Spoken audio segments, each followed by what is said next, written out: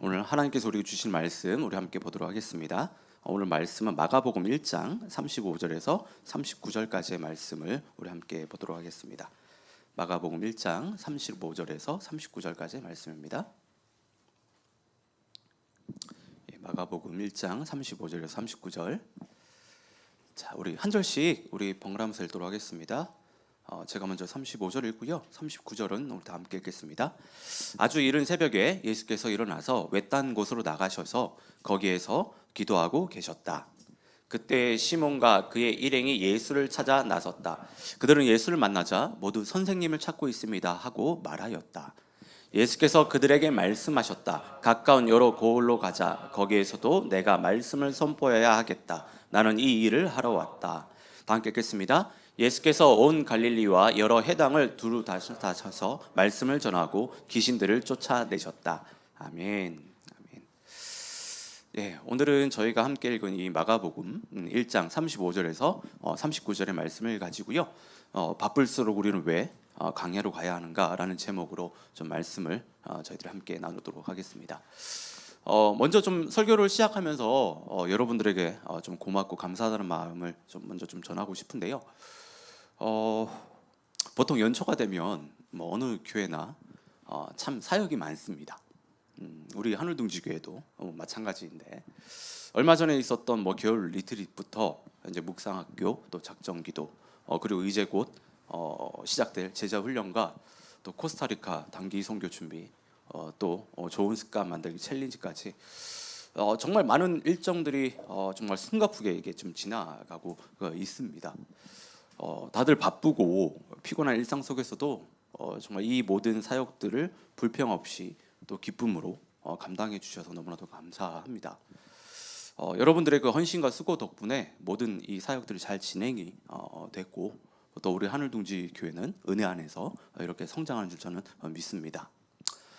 그런데 교회를 이끄는 이 담임으로서 교회를 위해 뭐 이런 저런 사역들을 이제 계획하고 이끌어갈 때 한편에 늘 뭐 걱정이 좀 있어요. 걱정이 되는 부분이.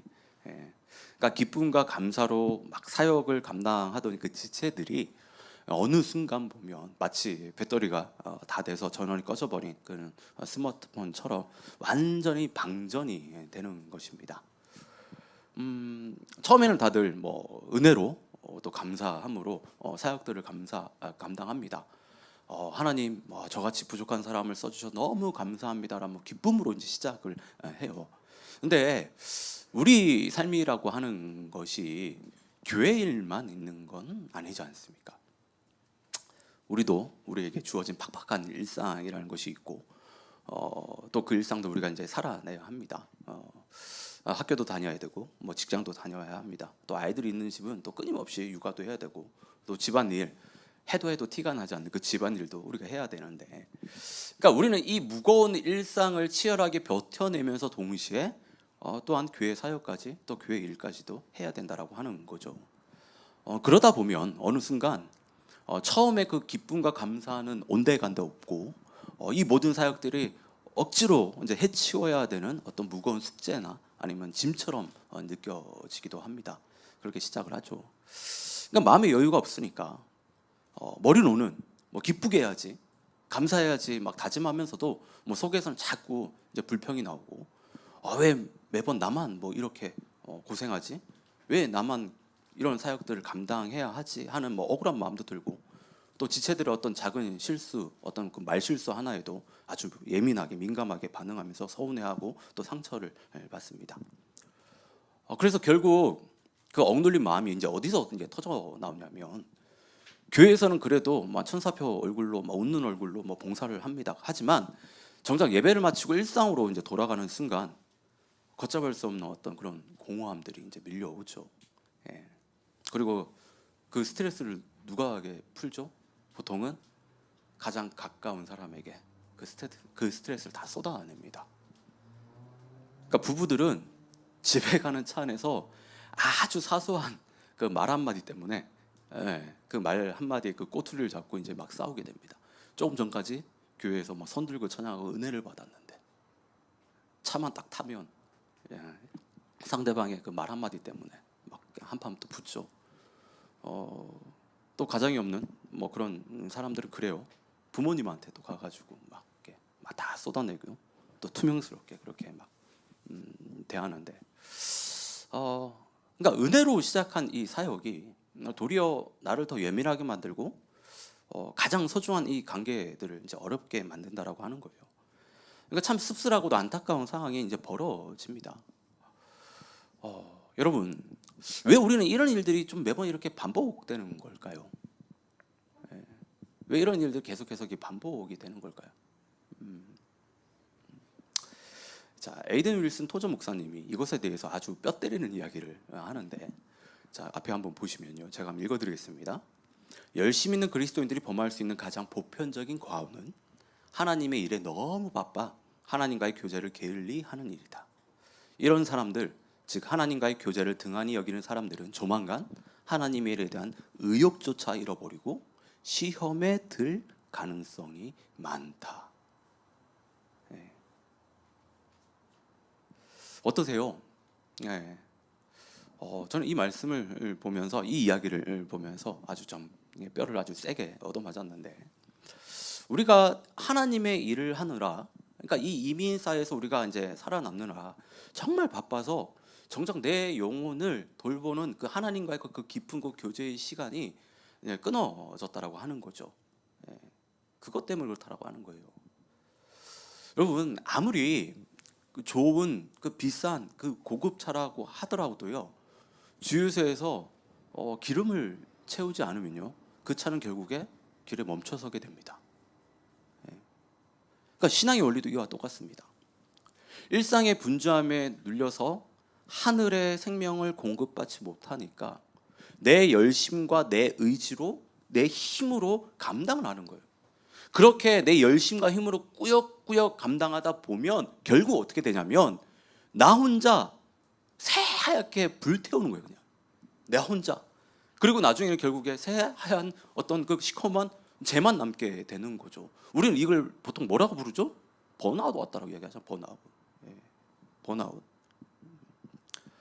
자, 오늘 우리가 읽은 이 본문이 온 인류를 구원하시는 그 놀라운 일을 감당하신 예수님이 도대체 그 숨막히는 그 압박감 속에서도, 그 피로 속에서도 어떻게 방전이 되지 않고 멘탈을 지키고 에너지를 공급받으면서 그 모든 사역들을 감당하셨는지에 대한 아주 분명한 그 해답을 우리에게 준다라고 할 수 있습니다.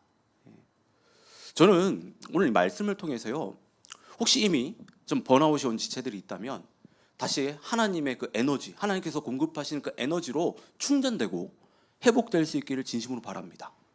아니면 혹시 아직 번아웃이 오지 않은 지체들이라도 내 영혼이 완전히 방전되기 전에 예수님이 보여주신 이 영적인 리듬을 내 삶의 세팅에서 정말 끝까지 지치지 않고 기쁨으로 우리의 그 주어진 그 일상과 사역들을 정말 감당하는 은혜가 있기를 진심으로 축원합니다.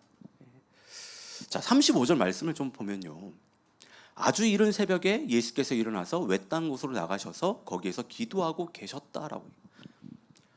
우리는 이 35절 말씀을 읽으면서 흔히 예수님은 하나님의 아들이니까, 거룩하신 분이니까 당연히 새벽에 일찍 일어나서 기도하셨었겠지라고 이제 생각하기가 쉽습니다.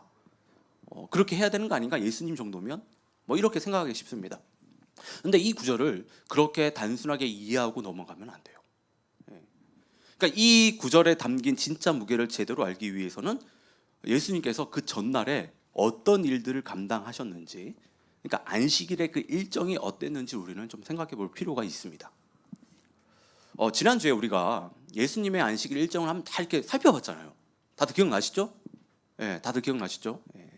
그러니까 예수님은 안식일 아침부터 가버나움 해당에 가셔서 수많은 사람들에게 말씀을 가르치셨습니다.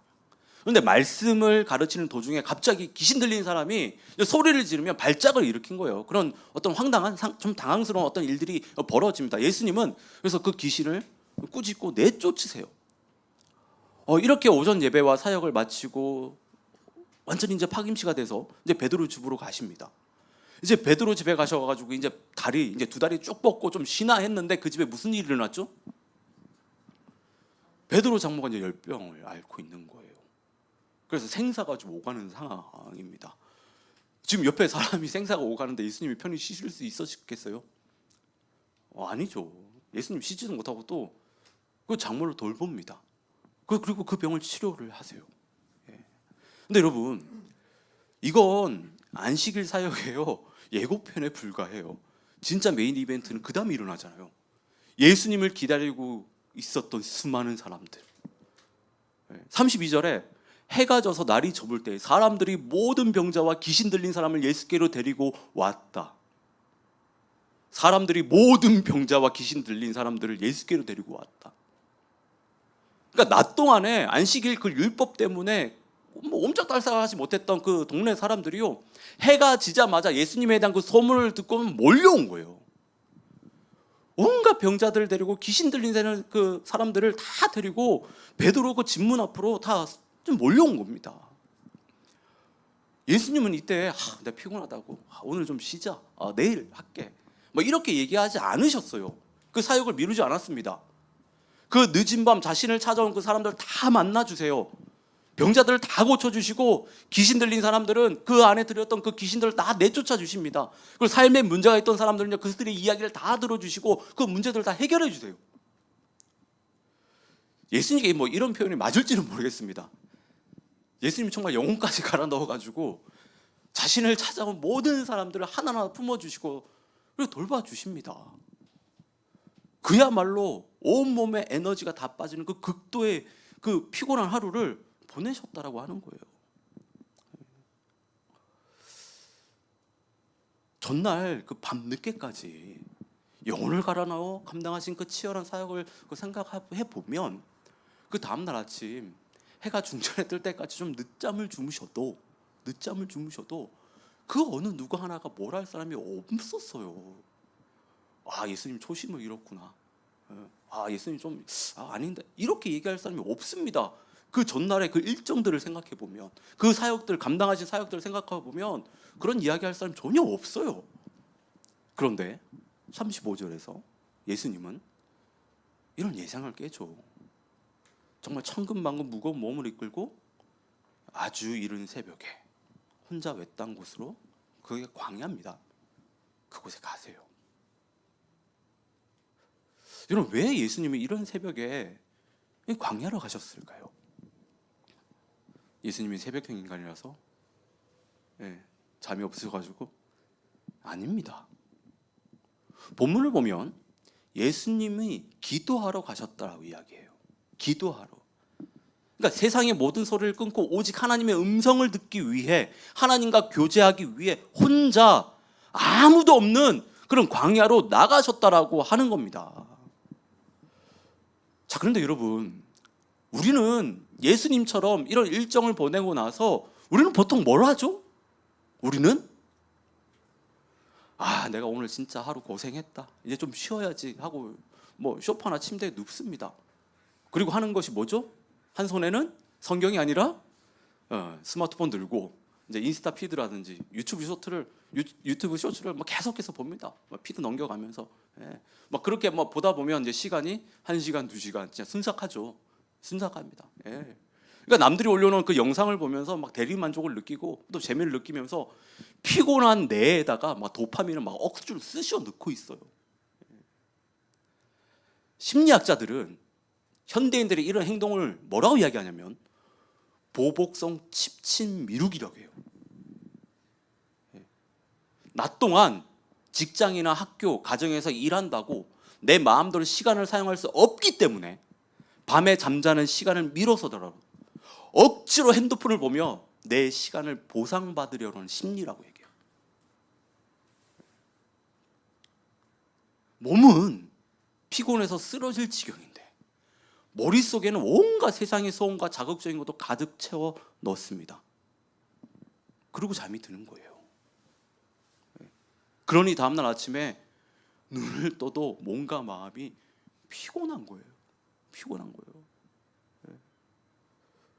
여러분, 우리가 밤늦게 피곤한 눈을 비비며 스마트폰을 붙잡고 있는 이유가 사실 무엇 때문에 그래요? 저도 그렇습니다. 저도 그렇게 하고 있어요. 근데 무엇 때문에 그래요? 지치고 고단했던 나에게 보상을 주고 싶은 거예요. 하루 종일 내 뜻대로 된 게 하나도 없으니까 이 시간만큼은 내 마음대로 쓰면서 위로를 받고 싶기 때문에 그런 거예요. 그런데 세상이 주는 이런 도파민은요, 결코 우리 영혼에 진정한 안식을 주지 못합니다. 오히려 다음날 아침에 우리를 더 멍하게 만들고요, 오히려 그 다음날 아침에 우리를 더 무기력하게 만들고 그 다음날 더 우리를 피곤하게 만들다고 하는 거예요. 예수님도 육신의 한계에 달한 만큼 피곤하셨어요. 어쩌면 우리보다 훨씬 더 절실하게 그 쉼과 안식이 필요했을 겁니다. 그런데 예수님이 선택하신 회복의 방식은 뭐죠? 우리처럼 핸드폰 들고 올리는 게 아니었다는 거예요. 이런 걸로 우리 도파민, 그 뇌에 그 도파민을 쑤셔 넣는 것이 아니었습니다. 예수님은 그런 곳에서 안식을 누리거나 쉼을 얻은 것이 아닙니다. 그런 곳에서 위로를 찾지 않았어요. 그 무거운 몸을 이끌고 광야로 나가셨다는 거예요. 하나님의 임재 안으로 들어가셨다고 하는 거예요. 여러분 잘 들으셔야 돼요.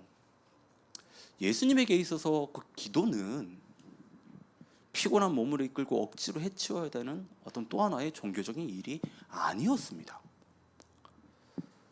예수님에게 기도는요, 완전히 방전된 영혼을 하나님께 연결해서 100% 충전하는 가장 완벽한 안식이었어요. 진짜 쉼이었다고 하는 거예요. 우리가 치열한 일상 속에서 기도의 자리를 절대 놓치면 안 되는 이유가 바로 여기 있습니다. 기도는 단순히 내 소원을 비는 시간이 아니에요. 그런 종교활동이 아닙니다. 내 영혼이 생명의 원천이신 하나님께 연결돼서 하나님의 그 은혜로 인하여서 하나님께서 주시는 그 에너지를 공급받는 그 시간이에요. 만약에 우리가 하나님과 깊은 교제를 통해 이 영적인 힘을 공급받지 못하면요, 내게 주신 거룩한 사명과 비전은요, 온다간다 없고 당장 눈앞에 닥치는 그 현실에, 그 피곤함에, 사람들의 그 끝없는 그 요구에, 세상의 그 기준에 질질 끌려다닐 수밖에 없습니다.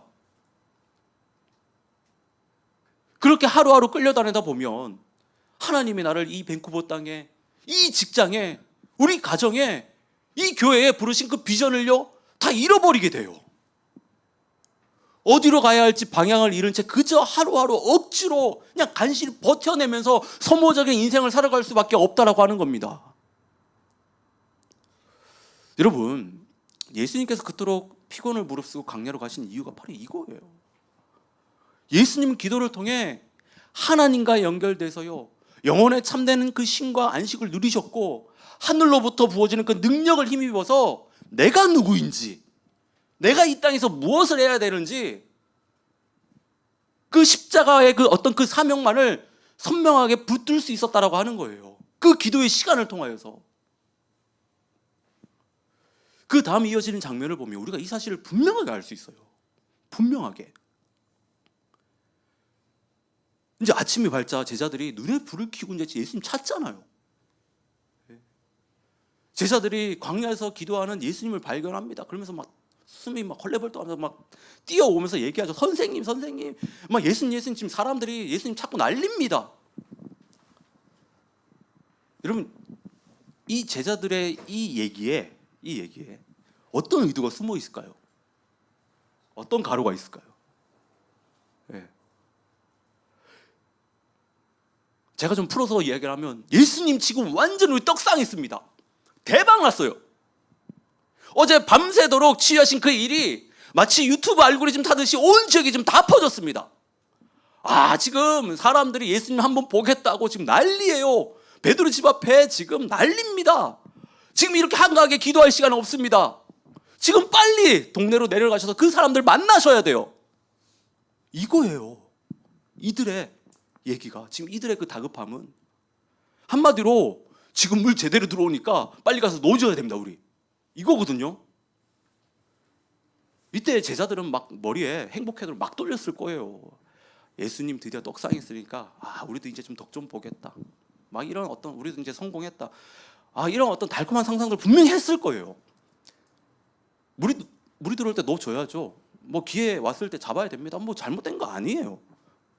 근데 바로 그 순간 예수님의 그 대답이 그들의 환상을 완전히 깨부십니다. 그들의 기대를 완전히 무너뜨려버려요.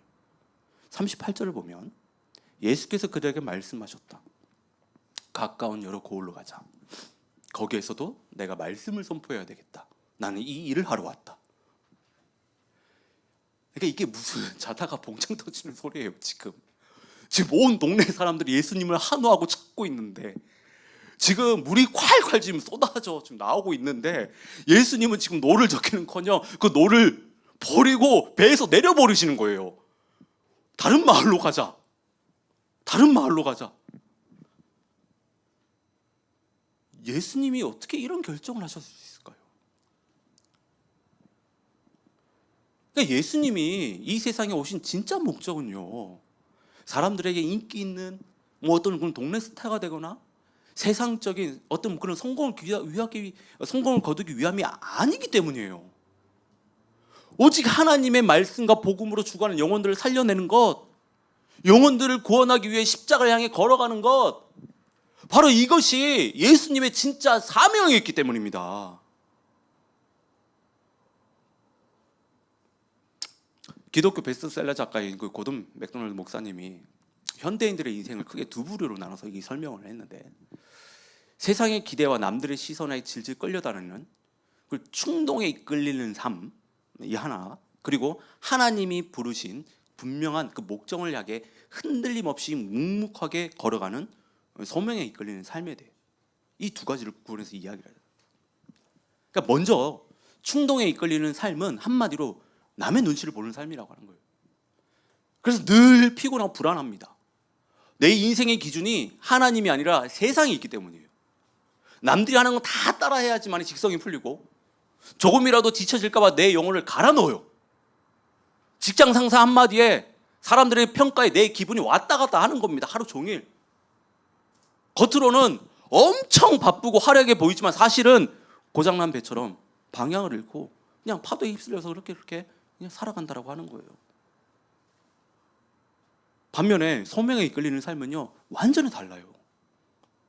이들은요, 거절할 줄 아는 용기가 있는 삶이에요. 남들이 우르르 몰려가는 넓고 화려한 길이라도 그것이 하나님의 길이 아니면 과감하게 노를 할 수 있습니다.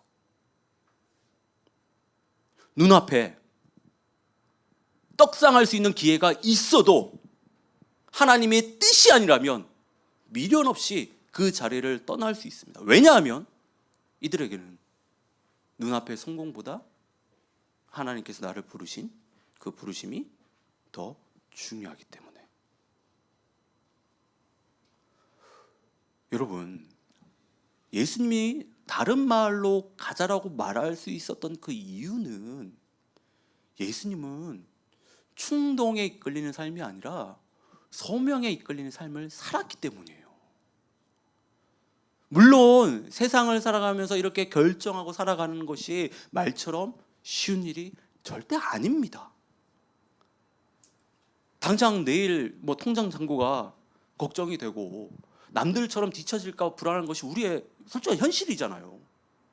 그런데 우리가 이런 상황에서도, 이런 삶에서도 소명에 이끌리는 삶을 살아가려면요, 우리 또한 예수님처럼 반드시 기도해야 된다고 하는 거예요. 기도. 세상에 그런 소음을 끄고 하나님 앞에서 간절히 나아가서 기도를 할 때 우리는 흔들리는 내 영혼의 주파수를 하나님의 뜻에 정확하게 맞출 수 있습니다. 기도하는 바로 그 시간을 통해서 하나님이 우리 각자에게 주신 그 진짜 소명을 붙들 수 있고, 그 길을 끝까지 걸어갈 수 있는 그 영적인 힘과 그 에너지와 그 용기와 그 믿음을 우리가 그 기도를 통해서 공급받을 수 있다라고 하는 거예요. 예수님도 그렇게 하셨어요. 오늘 본문을 보십시오. 그렇게 하고 계시잖아요. 예수님이 그렇게 하셨다라고 하는 그걸 우리가 더 분명하게 알려면요, 예수님이 진짜 어떻게 기도하셨는지를 좀 보면 저희가 알 수 있는데, 예수님께 십자가에 달리시기 직전에 겟세마네 동산에서 그 하신 그 기도를 한번 떠올려 보십시오. 예수님께도 십자가의 고통과 죽음을 피하고 싶을 만큼 너무나 두렵고 끔찍한 일이었습니다. 우리와 똑같은 육신을 입고 있으셨기 때문에 흔들리셨어요. 그런데 그 치열한 기도의 자리에서 예수님이 결국 어떻게 결단하십니까? 내 뜻대로가 아니라, 나 정말 이거 피하고 싶습니다, 주님. 그런데 내 뜻대로가 아니라 아버지의 뜻대로 해달라고 얘기하잖아요. 아버지의 뜻대로. 기도하는 그 가운데 이런 힘을 얻을 수 있었던 것이고, 이런 용기를 얻을 수 있었던 것이고, 이런 믿음을 얻을 수 있었다라고 하는 거예요. 여러분, 저는 겟세마네에 이 철저한 어떤 이 기도하셨던 예수님의 이 모습을 묵상하면서 오늘 이 기도의 능력이 가장 절실하게 필요한 사람이 바로 저와 여러분이라는 생각이 좀 들었습니다. 왜냐하면 우리가 발딛고 서 있는 이 캐나다에서의 삶이 내 힘과 의지로만 감당하기엔 정말 벅찬 현실이고, 이런 현실에서 신앙생활하는 것이 쉽지 않기 때문이에요. 솔직히 한국에 있는 가족이나 지인들은요, 우리가 캐나다에 살고 있다고 하면요, 다들 공기 좋고 여유로운 곳에서 이제 사니까 다 잘 사는 줄 압니다. 다 잘 사는 줄 알아요. 근데 막상 이 낯선 땅에서 이민자로 살아가는 거, 이방인으로 살아가는 건 좀 고되고 힘든 일이잖아요. 캐나다에 와서 뭐 돈이라도 좀 넉넉히 벌고 뭐 번듯한 뭐 일자리라도 갖고 있으면 그나마 좀 위안도 되고 그럴 텐데, 그리고 이곳에 올 때 품었던 그 꿈들이 있잖아요. 어떻게 살아야 되겠다. 막 그런 것들이 좀 이렇게 좀 시원하게 이렇게 풀리면 그래도 좀 버틸만은 한데, 우리 현실은 그렇지 않잖아요. 그야말로 하루하루 육체적으로도 그렇고 정신적으로도 좀 뭐 이렇게 버텨내고 있습니다.